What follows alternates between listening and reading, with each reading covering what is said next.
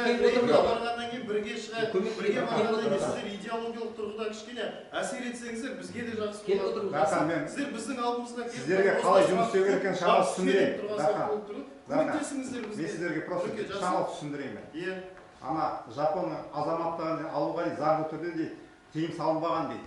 Бірақ бюрократия тосқауылдар қойып қойған соншалық ешқандай азамат бөтен еркін ала алмайды дейді. Бізде мысалы конституция жазылған ғой, мемлекеттік тіл қазақ тілі. Соның айналасына сіздер бюрократия тосқауылдар қойып тастауларыңызға болады. Сіздерде құзырларыңыз бар сіздерде. Сіз биліксіздер. Жа түсіндіру жұмыстарын жүргізетін болса, егер олар жаңағы тілдер туралы заңды оқып барады, қай бабында, қай тармағында біздің неге қайшы келіп тұр, сол бойынша мынандай таблица бар. Действующая редакция, предлагаемая редакция, обоснование. Соны жаңағы заңды бастама ретінде Құдайбергенбек Сұлтановичқа бер, я болмаса маған әкеп бер. Баян Сейітбекұлы олар оны істей алмайды. Сондықтан жаңағы бастама деген не сонда. Соны Құдайберген Сұлтанович ертең парламентке жеткізеді. Біз ертең жаңағы парламентке жеткіземіз. Егер жаңағы кәсіпкерлік туралы заңдарға жұмыс жасап жатқан кезде басқа заңдарға өзгерістер мен толықтырулар енгізуге болады. Сосын министрлікке жіберу керек оны. Басты уполномоченный орган, ол министрлік. Министрлікке жіберу керек. Оны Баян Сейітбекұлына қалай жасайды оны? тап бір жерде біз акиматты ешкімді кінәлай алмаймыз, оны мойындау керек. Мына жерде Жексен Абдрахман өткен жолы айтқан. Сан эпидстанция бір кішкентай ғана құқық бұзушылық ережеден алып бұзушылық болса 584 мың теңге штраф салады деп. Сондай тәрізді заңның ережесі көзге ақтың үстінде қарап көрініп тұрған нәрседе қандай заңнамаға бастама керек? Орындап тұрған жоқсыз, ашылмайды, мекеменің ашылмайды, мына ғимараттың ашылмайды. Бұған жол бермейді. Біз бұл мәселені барайықшы, шешеміз бітті. Мынау біздің қалпымызда жасы бір салт бар ғой. Әкесі қыр бал сүйрік деймін, анасы қыр қыз сүйрік деймін. Өзі көндіріп. Сіздер бүгін келгенде өздеріңіздің ойларыңыз бар шығар. Ертең ренжімеңіздер. Біз осылай сөз сөйлеуге мәжбүр деп. Микрофон сіздерде. Теңге аға. Қосыңыз. Бөлші беріңіз.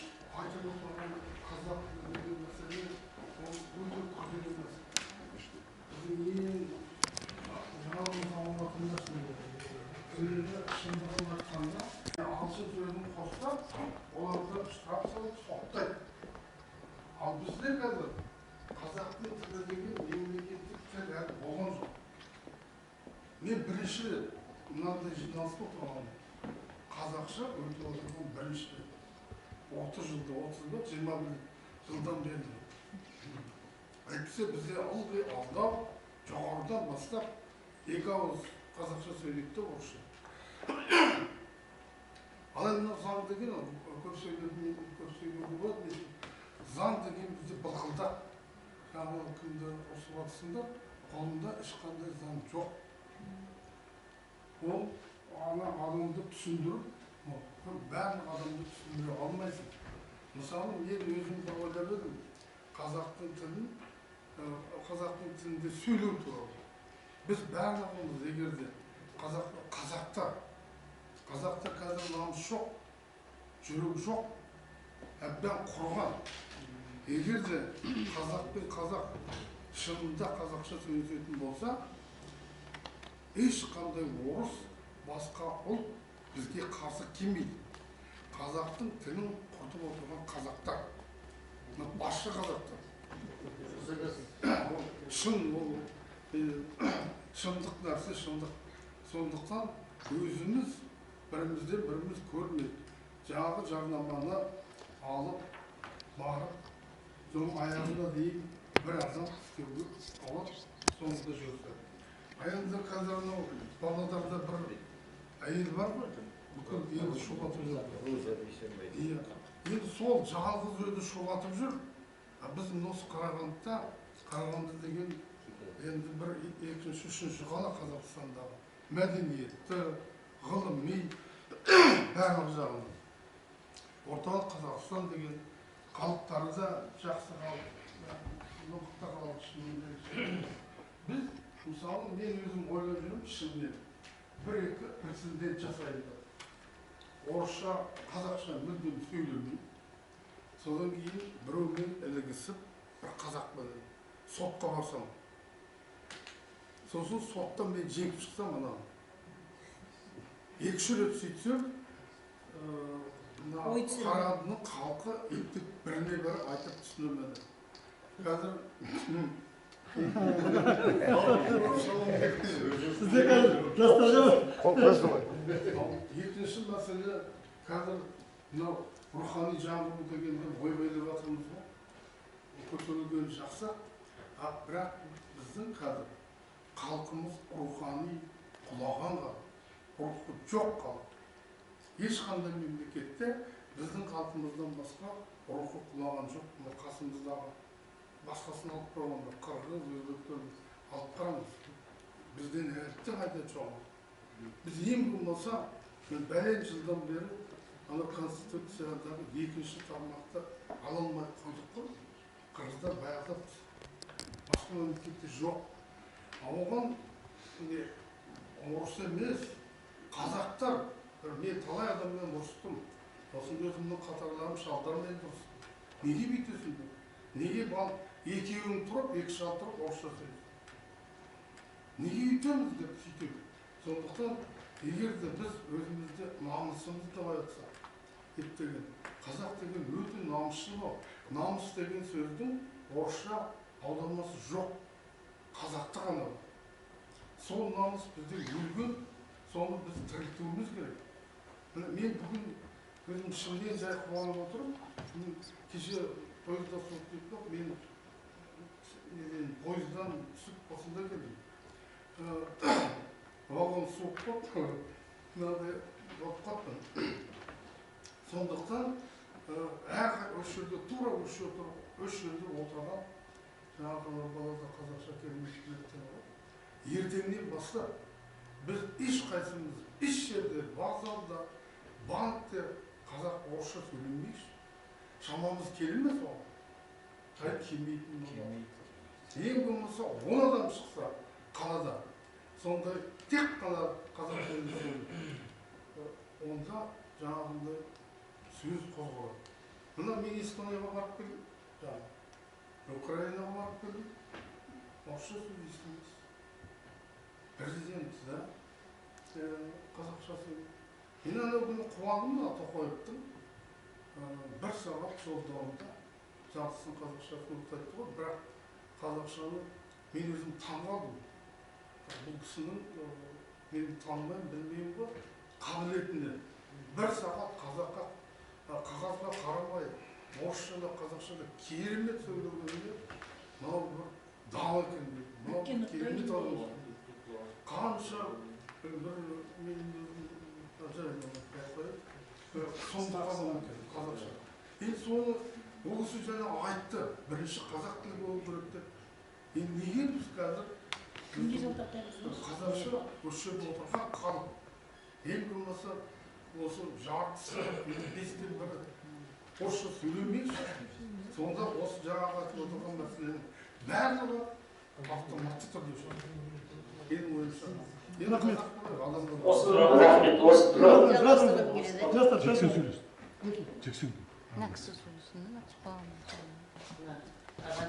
Ұстаз. Менің де ойыма болды. Ардагерлік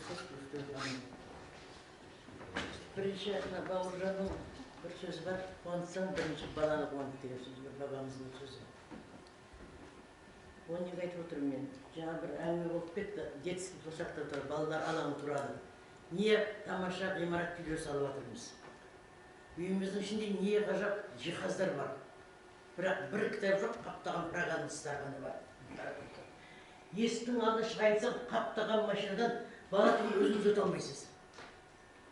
Мынау Көгілдір Тоғанның 5-4 деген үй бар ғой, жаңадан салған ең әдемі үй. Өзі көп үйлердің ішінде де. Бірақ есіктің алдында баланың алған жоқ. Оның бәрін орнында машина тұр. 14-ші жылы салғанда жалғыз бір не қойды?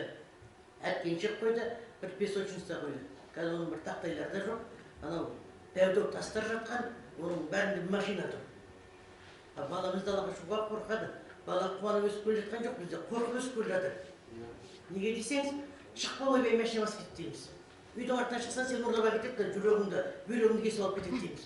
Ал ол бала өмір қорқып билеген бала ертең жалтақ болады, одан қандай еттің жерін сүйетін патриот азамат шығады. Біз ойлаңыздаршы, білмеңіздер.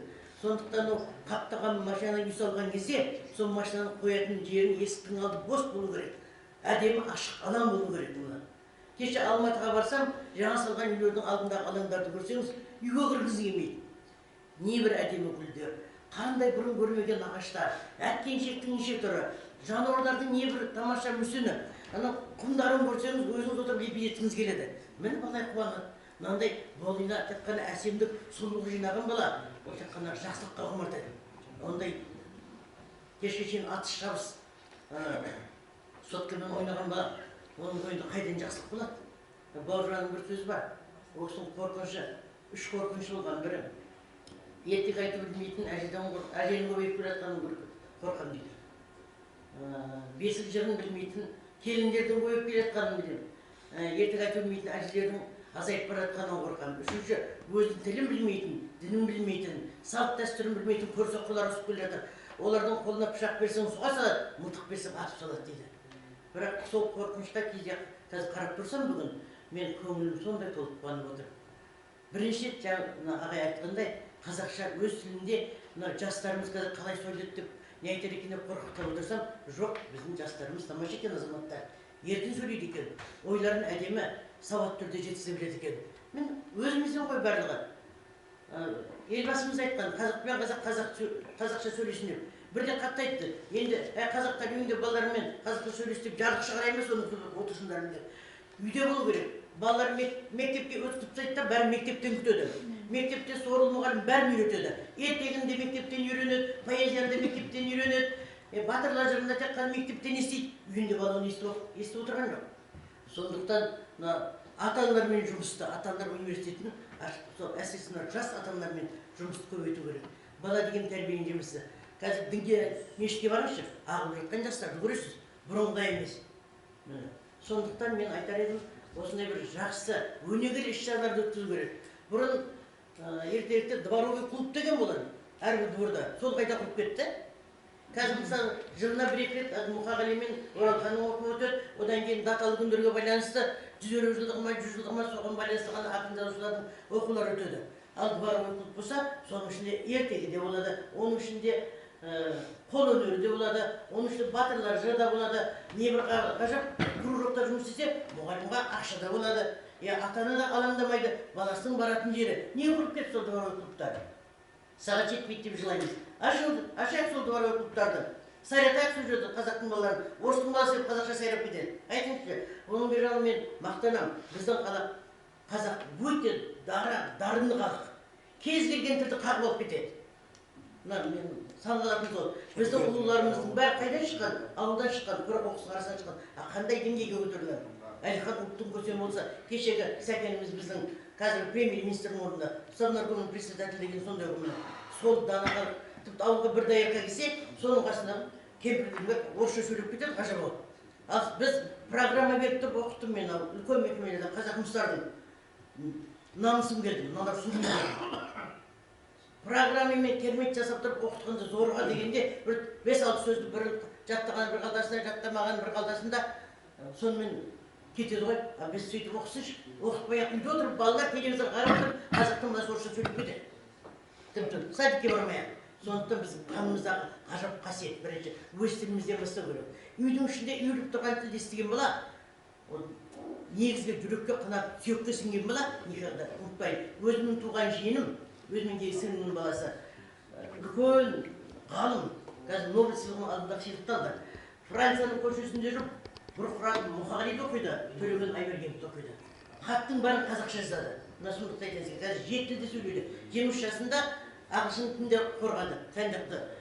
Италияда жұмыс істеп жүріп, 26 жасында итальян тілінде қорғады. Біз не деген халықпыз қарап тұрсақ? Қазір балаларды қараңызшы, біз қолына сотқа береміз, 6 айлық бала қосып қоймаса мультикті тамақ ішпейді. Кім кінәлі оған? Қазақ шертегі жоқ міне. Осы аурудың бәрін бала тәрбиенің жемісі. Балаға жала жоқпайық мен айтатын мен. Ұстаз ретінде мен соны ойлаймын. Сосын жаңа естің алдында қаптаған машинаны құртайықшы. Балаларымызға ашық алаңқай жасап, әдемі бар дүниенің барын сөйлеуге жинайық. Ата-анаға айтайықшы балаға, осылай жасаймын десем. Ремонтқа беріп жатыр ғой, 30 мыңдап, 40 мыңдап. Позиция жасауға. Біз мынандай балаға керемет, ертең сияқты сказочный алаңқай жасайды десек, береді ата-ана бала үшін. Санасында сауалауы бар, баласының болашағын ойлаған ата-ана біледі. Сондықтан бала жастар тәрбиенің жемісі. Бір жақсы, сіз өте әдемі айттыңыз, түнгі болып деп. Мен айтарым, қазір бір жақсы ойлар өтіп жатыр. Тек қана қазақтың қымызымен ғана. Сонымен де көсіп сөйлеп жатыр. Сонымен де әнін айтып жатыр. Биін билеп жатыр міне. Осы бір жақсы әдет ғұрыпқа айналдыру керек. Сосын жақсы әдемі сөйлейтін балаларды, жандай биіктер болған азаматтарды жастардың ортасына енгізу керек. Сол еліктейді, көреді. Мысалы, соларды көргенде құр сөзді айтамыз, ана сөйтіп бүйтіп кетеміз. Біз қазір әдемі өнегелі жүргізу керек. Көргенді деген сөз бар, тек деген сөз бар. Осы екі сөзбен өскен қазақ мысалы. Тегін жоғалтпай, одан кейін көргенсіз деген ол сүйегініп біткен таңба, өлім ол сөзді есту. Қазір не обалды білмейміз, не ұятты білмейміз. Бір ғажап дүние, не істегім десе соны келетін. Сондықтан үлкендер бір әдемі іс-шаралар. Мен өткенде айттым, әкімге де үйреніп отырып. Неше түрлі сарай бар. Балалар сарайы бар, жасөспірімдер, студенттер сарайы бар, өнер сарайы бар. Соның бәріне барсаң, кешке шейін вокальный группа, кешке шейін танцевальный группа, бір тіл туралы түк жоқ қой, айналайына бір тіл сарайын ашайықшы, бір тіл студиясын ашайықшы. Мен өзім қазір соған жұмыс істеп жатырмын. Бір тіл студиясын жасайықшы. Сол жерден өткізші бір сайыстарды. Біз Майя мен бірігіп отырып, балави деген шешендік өнер сайысы өстедік. Соңғы балалардың сөйлеген сөзін тыңдасаңыз, біз өлімі саңғадық. Сонда айттым, ай қанымдағы бір дүние жоғалмайды екен ғой, қайталанды екен ғой. Өзіміз ғой соны дамытпай отырған деп.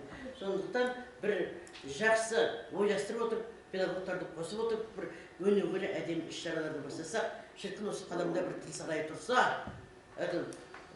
астында сол тұрсын тіл басқармасы, неше түрлі тілді үйретеді. Одан кейін қараңызшы, екінші этажда мынау шешендік өнер сайысы, бүткіл билеріңізді қойып қойып. Әрі қарай ақындық өнер сайысы, мынау айтыс өнер сайысы, көркемсіз оқу шебер сайысы, өнер деген сондай залдар болса, ертең шығады балалар әнжелі. Не бір ғажап қазақтың балалары шығады. Кеше енді облыс әкіміне айттым, сізге бір сұрақпен кірген, апай жазып келесіз. Бір арманым сол. Оны жаңа бір ойладық, кеше ақынды ойлап не деп айтсам десем, жалғыз Қазбек би атындағы тілдік сарайсын бөліп алғандай боламыз. Ол үш биді бір-бірден бөлуге болмайды. Жоқ, басқа оқып деп аламыз ба, Ділмар дейміз ба, айналайын әкім артында бір сағалсын, бір тіл сарайын салып берші деп айтқым келіп отыр. Сол жерде жыраулардың поэзиясы өтіп жатса, ертегілердің сайысы өтіп жатса, шешендік өнер сайысы өтіп жатса, батырлардың сайысы өтіп жатса, лира ипасақырлардан көз көріп пеш баяндардың махаббат күнін апрельде не өткізбейміз, Валентина күні өткізбейді. Не бір ғажап жырларды алып тұрып, көріністермен театрландырған. Мін тәрбиедегі осындай болады. Негізі тамаша ұсыныс, бірақ мен ойлаймын, осы сарай салған шықпай, бізде бүгін достық үйі бар ғой. Иә. Сонда жүріп жатқан жұмыстарға кімнің көңілі толады? Осыны бүгіннен бастап өткізейік. Мен достық үйі адамдардың есім мүшесімін. Сол жерде қазір мәдениет бөлім білмеймін, бүткіл шараның бәрі достық үйінде өтіп жатыр. Не ғажап қайтқан? Қараңызшы, күнде күнде өтіп жатыр. Бір бос күні жоқ. Менің тұра тұрыңыздар. Мына Әлихан Бөкейхан айтты ғой, халыққа қызмет ету білмен емес, мінезін деп. Мен сіздерге бір кішкене құлақ салыңыздар. Юра, балам, өзінің бүгінгі тақырыпқа бір ойыңды жеткізесің ба?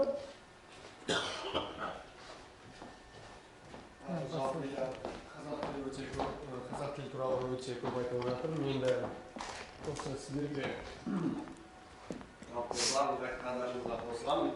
Өйткені қазақ тілінің дәрежесін көтеру қазіргі таңда өте маңызды деп есептеймін. Оны тек қана қазақ тілінде, тек қана қазақ ұлтының қазақ халқы ғана емес, одан бөлек Қазақстанда жалпы тұрып жатқан ұлт өкілдердің барлығы бірте үйреніп, осы қазақ тілін меңгеру керек деп есептеймін. Ол өте еліміз үшін маңызды деп есептеймін. Және еліміздің әрбір патриоты, өзінің халқын, елін, жерін сүйген әрбір азамат осы қазақ тілін үйренуге және елін дамытуға сол үлесін қосу керек деп ойлаймын.